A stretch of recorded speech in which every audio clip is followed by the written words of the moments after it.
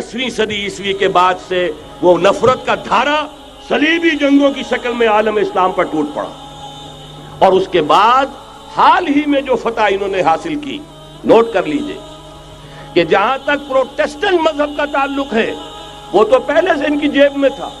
یہ ویسٹ کا لفظ آپ نے پڑھا ہوگا اور اخبارات میں آتا رہا خلیج کی جنگ کے دوران۔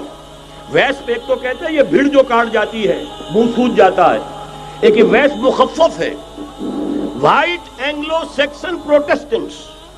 سب سے پہلے یہود نے انہیں شکار کیا، اپنا اعلی کار بنایا۔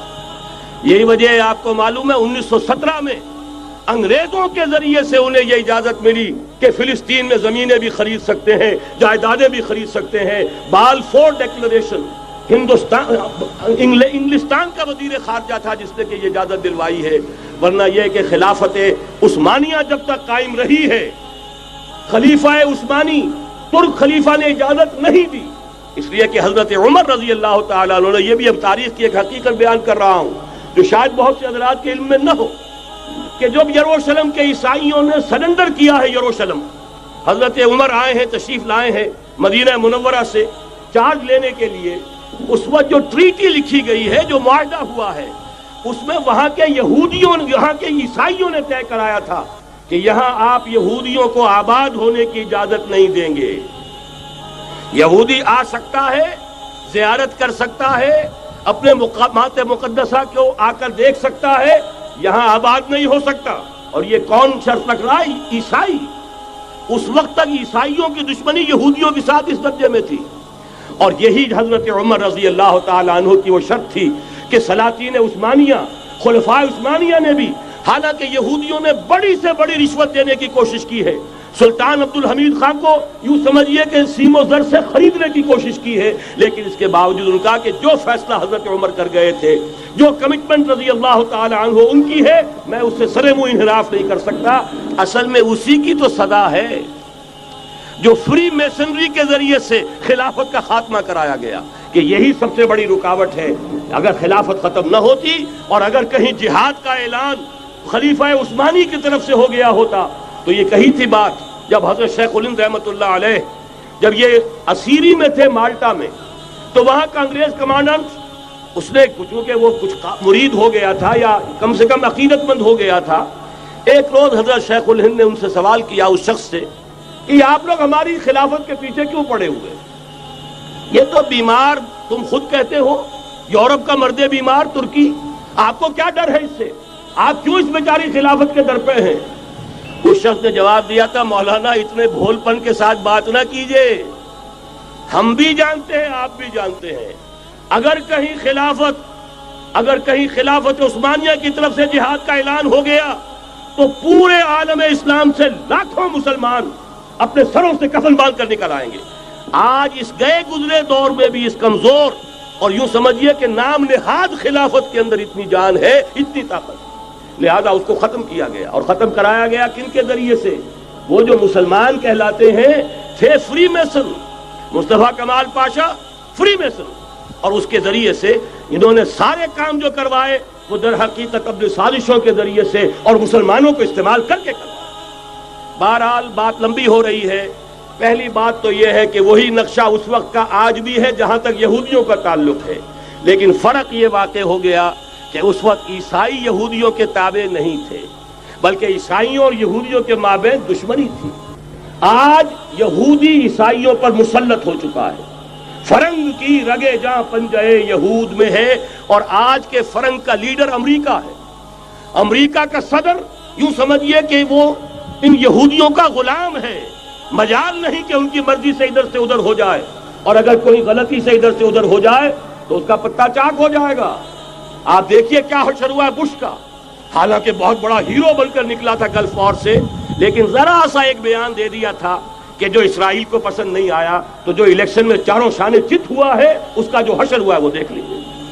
تو پہلی بات تو یہ سمجھ لیجیے کہ آج بھی یہودی، یہ نیو ورلڈ آرڈر ہے، نیو ورلڈ آرڈر، اور اس میں عیسائی دنیا اس کی اعلی کار ہے۔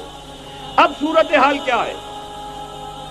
عیسائی دنیا، میں ایک بات بتا رہا تھا بیچ میں رہ گئی، کہ جہاں تک پروٹیسٹنٹ عیسائی تھے وہ تو پہلے ان کے ہاتھ میں تھے، حال ہی میں انہوں نے جو فتح حاصل کی ہے وہ کیتھولک عیسائیت کو بھی اپنے ہاتھ میں لے لیا ہے۔ چنانچہ پوپ صاحب نے فرمان جاری کر دیا ہے کہ ہمارے خداوند یسوع مسیح کے قتل کی ذمہ داری ان یہودیوں پر نہیں ہے، بری کر دیے گئے۔ 1900 برس کے بعد، بلکہ 2000 برس کے قریب ہو گئے، انہیں ایگزونریٹ کر دیا گیا، ایبسالو کر دیا گیا، ان پر ذمہ داری نہیں۔ نتیجہ یہ نکلا ہے کہ ابھی چند مہینے پہلے جو مذاکرات صلح کے ہو رہے تھے، جن میں یاسر عرفات بھی تھے اور یہ اسحاق رابین گیا ہوا تھا واشنگٹن، وہاں سے واپس آیا ہے تو روم میں رک کر پاپائے روم سے ملاقات کر کے تشریف لائے ہیں، انہیں دعوت دی ہے کہ یروشلم آئیے، اور ویٹیکان نے تسلیم کر لیا ہے اسرائیل کو، اور ویٹیکان کا اب جو ہے ایک ایمبیسی، اس کا جو ہے سفارت خانہ وہ یروشلم میں بننے والا ہے، اور پوپ صاحب بھی وزٹ کرنے والے ہیں۔ گویا کہ یہ گٹھ جوڑ اب مکمل ہو چکا، اب کہیں اس میں کوئی کمی نہیں رہی۔ اس یونائٹڈ فورس کے ساتھ یہ نیو ورلڈ آرڈر اس وقت عالم اسلام پر حملہ آور ہے۔ اب اس میں نوٹ کیجئے کہ اس وقت کی فضا ہے کیا۔ عالم اسلام میں سے عالم عرب ان کے شکنجے میں جا چکا، کیوں بنا کر کھڑے ہوئے ہیں اسرائیل کو ماننے کے لیے اور سر تسلیم خم کرنے کے لیے۔ انہیں بلا کر میڈرڈ میں پیش کیا گیا یہودیوں کے سامنے کہ تم جن کے ساتھ ایک ٹیبل پر بیٹھنے کو تیار نہیں تھے، میڈرڈ میں آؤ، آؤ اپنا قبرستان دیکھو، یہ اسپین کی سرزمین جہاں تم نے 800 برس حکومت کی تھی، یہ تمہارا قبرستان، یہاں آؤ اور بیٹھو اور ان کے ساتھ بات کرو۔ گئے تھے کہ نہیں تمام فرنٹ لائن سٹیٹس میڈرڈ میں؟ حالانکہ کوئی بین الاقوامی کانفرنس کبھی میڈرڈ میں نہیں ہوئی، یا تو یہ واشنگٹن میں، بعد میں وہ سارے معاملات واشنگٹن میں چلے، شروع وہاں سے کیا۔ اس لیے کہ نیوز ویک کا کچھ عرصے پہلے کور سٹوری جو تھی 1992 is the year of Spain. Why? 1592 was the year of the fall of Granada. 1492 میں 1492 میں غرناطہ کا سقوط ہوا، اور پورے آئیبیرین پیننسولا سے ایک ایک مسلمان بچہ نکال کر ختم کر دیا گیا، یا زندہ جلا دیے گئے، یا تہہ تیگ کر دیے گئے، یا جہازوں میں بھر بھر کر۔ اور آپ کو معلوم ہے میڈیٹرینین کی حیثیت کیا ہے، خلیج ہے، ایک معمولی سی خلیج، ادھر سے اسپین کا ساحل قریب آ جاتا ہے، اسپین کے ساحل سے جہازوں میں بھرا اور نارتھ افریقہ کے ساحل کے اوپر پھینک کر آ گئے۔ پورے ہسپانیہ میں جہاں 800 برس مسلمان کی حکومت رہی، ایک بچہ بھی مسلمان نام کا موجود رہا۔ یہ تھا 1492، اور اب آیا تھا 1992۔ 1992 is the year of Spain۔ اسی لیے ورلڈ اولمپکس رکھے گئے، وہاں دلہن کی طرح سجایا گیا ہسپانیہ کو، اور بلایا گیا، طلب کیا گیا، سمن کیا گیا تمام دول عرب کو، آؤ یہاں بیٹھو، اور یہاں بیٹھ کر اپنے ان یہودی دشمنوں کے ساتھ مصالحت کی بات شروع کرو۔ بہرحال نوٹ کر لیجئے، عالم عرب جا چکا ہے۔ کوئی دن کی بات ہے، میں سنسنی پیدا نہیں کرنا چاہتا، لیکن حالات اور واقعات سے نگاہیں بند کرنا بھی کوئی دانش مندی کی بات نہیں ہے۔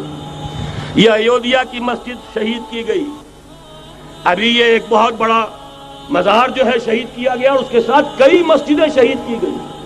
یہ سب کیا ہے؟ یہ مسلمانوں کی نفس دیکھی جا رہی ہے کہ کوئی غیرت اور حمیت نام کی کوئی شے باقی ہے؟ جیسے علامہ اقبال نے وہ نظم لکھی تھی، عبدالقادر روہیلا بڑا ظالم جفاجو کینہ پرور تھا، لیکن یہ کہ اس نے جو ایک ٹیسٹ لیا تھا کہ وہ جو عورتیں ہیں تیموری خاندان کی، ان میں کوئی رمق رہ گئی ہے؟ معلوم ہوا کہ نہیں، کہ غیرت نام تھا جس کا، گئی تیمور کے گھر سے، ختم، غیرت نکل گئی۔ اسی طرح ایودھیا کی مسجد، اب چرار شریف، اور یہ کوئی دن کی بات ہے کہ اب مسجد اقصیٰ کا نمبر آیا کہ آیا، اس کے لیے پوری تیاریاں ہو چکی ہیں۔ یروشلم کا مشرقی حصہ خالی کرایا جا چکا ہے، اس کے اندر اب پورا تسلط یہودی کر رہے ہیں، یہاں تک کہ اب کے یاسر عرفات صاحب نے بھی کچھ نہ کچھ جو ہے احتجاج کی بات کی ہے، حالانکہ اب تک ہر بات مان کر منقار زیر پر تھا، لیکن یہ کہ ایک وقت آتا ہے آخر کار اسے بھی کچھ بولنا پڑ گیا ہے۔ لیکن یہودی اب پیچھے قدم ہٹانے والا نہیں ہے۔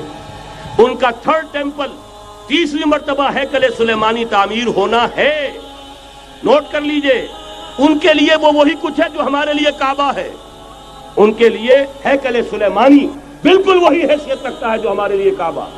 وہ ہیکل سلیمانی ایک مرتبہ پہلے نبوکدنضر کے ہاتھوں مسمار ہوا، پھر سن 70 عیسوی میں ٹائٹس کے ہاتھوں مسمار ہوا، سن 70 کے بعد آج 1995 میں کتنے برس ہو گئے؟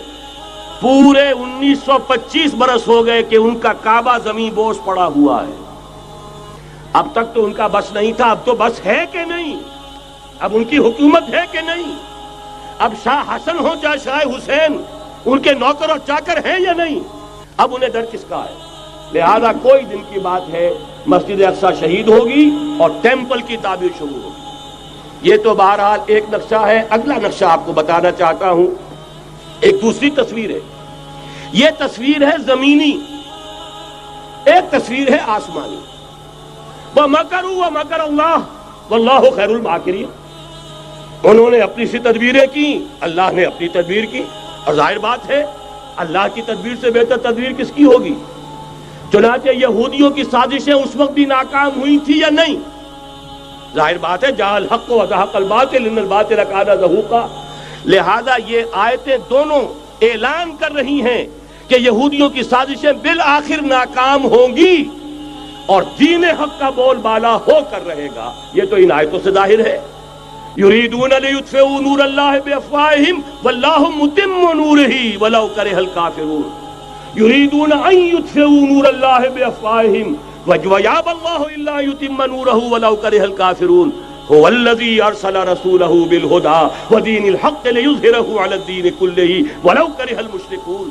اللہ نے تو بھیجا ہی ہے اپنے رسول کو اس فیصلے کے ساتھ اور یہ ذمہ داری اور مشن دے کر کہ جو دین حق آپ کو دے کر بھیجا جا رہا ہے اسے غالب کیجئے، نافذ کیجئے، قائم کیجئے، اس مشن کے ساتھ بھیجا جا رہا ہے۔ اور وہ بہرحال آیا جاء الحق وزهق الباطل ان الباطل کان زہوقا۔ لیکن نوٹ کرنے کی بات یہ ہے، ذرا یہاں تھوڑا سا تحمل کے ساتھ غور کیجئے گا، کہیں میرے خلاف کوئی فتویٰ دینا شروع کر دیں۔ کیا حضور کا مقصد بعثت اس وقت مکمل ہو گیا تھا؟ ایک درجے میں ہو گیا کہ جزیرہ نما عرب پر اللہ کے نور کا بھی اتمام ہو گیا، اللہ کا دین بھی غالب ہو گیا کہ نہیں ہو گیا؟ لیکن کیا محمد الرسول اللہ صرف عرب کے لیے بھیجے گئے تھے؟ قرآن کہتا ہے ببانگ دہل وما ارسلناک الا کافۃ للناس بشیرا ونذیرا۔ اے محمد صلی اللہ علیہ وسلم، ہم نے نہیں بھیجا ہے آپ کو مگر پوری نوع انسانی کے لیے بشیر اور نذیر بنا کر۔ تو جان لیجئے کہ یہ مقصد بعثت محمدی صلی اللہ علیہ وسلم بتمام و کمال اس وقت پورا ہوگا جب کل عالم انسانیت پر، کل روح ارضی پر اللہ کا دین اسی طرح غالب ہو جائے گا جس طرح کہ محمد رسول اللہ والذین معہ صلی اللہ علیہ وسلم ورضی اللہ تعالی عنہم اجمعین، ان کے ہاتھوں سے، ان کے ایثار سے، ان کی قربانیوں سے، جن کا نقشہ آپ کے سامنے مولانا کھینچ چکے ہیں، ان کے اثار، ان کی قربانیاں، ان کی محنت، ان کی جفا کشی، ان کی سرفروشی، ان کے جان تن من دھن لگا دینے کے نتیجے میں جیسے اس وقت غالب ہوا تھا کل روح ارضی پر غالب ہوگا، تب کہیں جا کر مقصد بعثت محمدی مکمل ہوگا۔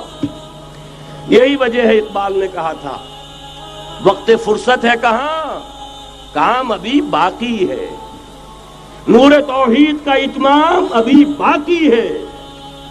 لیکن ساتھ ہی خوشخبری بھی دی تھی، یہ چمن معمور ہوگا نغمہ توحید سے، آئے گا وہ دور، یہ چمن معمور ہوگا نغمہ توحید سے، لازماً آ کر رہے گا۔ هي الحلقات تحفظني بآيات من القرآن، هي الحلقات تملأني بحب المصطفى العدنان۔